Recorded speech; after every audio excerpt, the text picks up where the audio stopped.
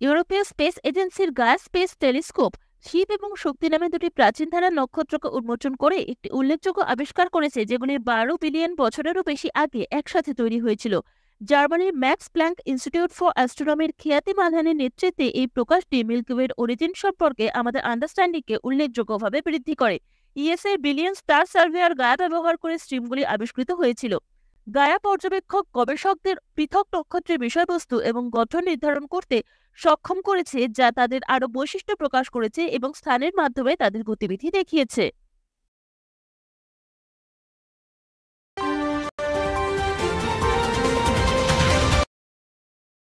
Central bureau of investigation CBI এবং ইউরোপোল তাদের অপরাধের বিরুদ্ধে লড়াইয়ের ক্ষমতা বাড়ানোর জন্য একটি কার্যকরী ব্যবস্থা স্থাপন করেছে, যেখানে তারা অংশীদারিত্বের মাধ্যমে কার্যকরীভাবে আন্তর্জাতিক অপরাধমূলক কার্যকলাপের জটিলতা মোকাবিলায় আন্তর্জাতিক সহযোগিতার ক্রমবর্ধমান প্রয়োজনীয়তাকে প্রতিফলিত করেছে এবং তা সম্পদ, তথ্য এবং সর্বোত্তম অনুশীলনকে ভাগ করে নেয়। সিবিআই এবং ইউরোপোল তাদের নিজ নিজ আইন প্রয়োগকারী প্রচেষ্টা জোরদার করার লক্ষ্য রাখে। এই জোট বৈশ্বিক চ্যালেঞ্জ মোকাবিলায় ঐক্যের গুরুত্বের একটি প্রমাণ, যা সহযোগিতামূলক সতর্কতা এবং সীমান্ত জুড়ে কর্মরত অপরাধ সিন্ডিকেটের বিরুদ্ধে কৌশলগত পদক্ষেপের মাধ্যমে আরও নিরাপদ ভবিষ্যৎ নিশ্চিত করে।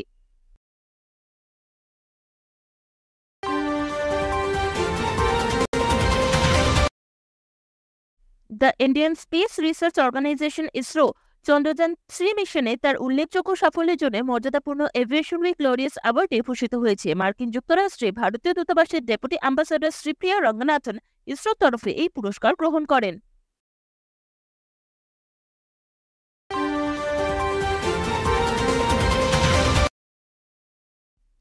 গতকাল রাতে রাশিয়ার রাজধানী মস্কোর কাছে একটি জনপ্রিয় কনসার্ট হলের ভেতরে বন্দুকধারীদের গুলিতে 60 জনেরও বেশি মানুষ নিহত এবং 145 জনেরও বেশি আহত হয়েছেন।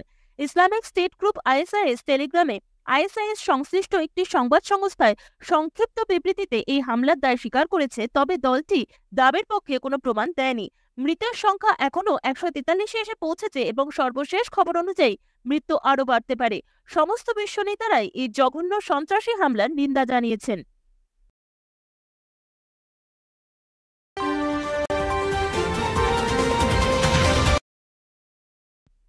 ইন্ডিয়ান অলিম্পিক অ্যাসোসিয়েশন আইওএ একটি ঘোষণা দিয়ে জানিয়েছে যে আসন্ন প্যারিস 2024 অলিম্পিকের জন্য টেবিল টেনিস খেলোয়াড় হিসেবে শরৎ কমল ভারতীয় দলের প্রতিনিধিত্ব করবেন।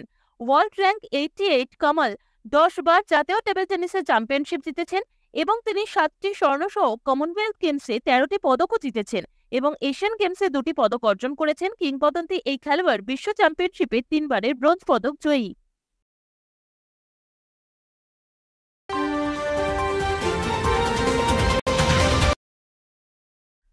ভারতীয় স্টার প্যাডলার জি সাথিয়ান জ্ঞানশেখরন প্রথম ভারতীয় হিসেবে একটি ডাব্লিউটিটি ফিডে সিরিজ পুরুষদের ইভেন্টে একক ট্রফি জিতে অসাধারণ কৃতিত্ব অর্জন করেছেন। এই ঐতিহাসিক মুহূর্তটি লেবাননের বৈরুতে ঘটেছে, যেখানে বৃহস্পতিবার রাতে ডাব্লিউটিটি ফিডের বৈরুত 2024 এর ফাইনালে সাথিয়ান মানব ঠাকুরকে 3-1-এ হারিয়ে জয়ী হয়েছে।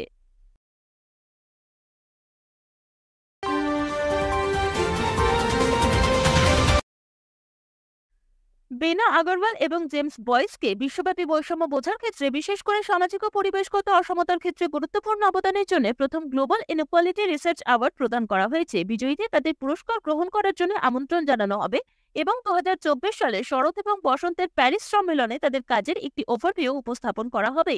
এই সম্মেলনগুলি সায়েন্সের পোস্ট সোশ্যাল ইকোলজিক্যাল ট্রানজিশন এসইটি উদ্যোগের সাথে সংগঠিত হবে।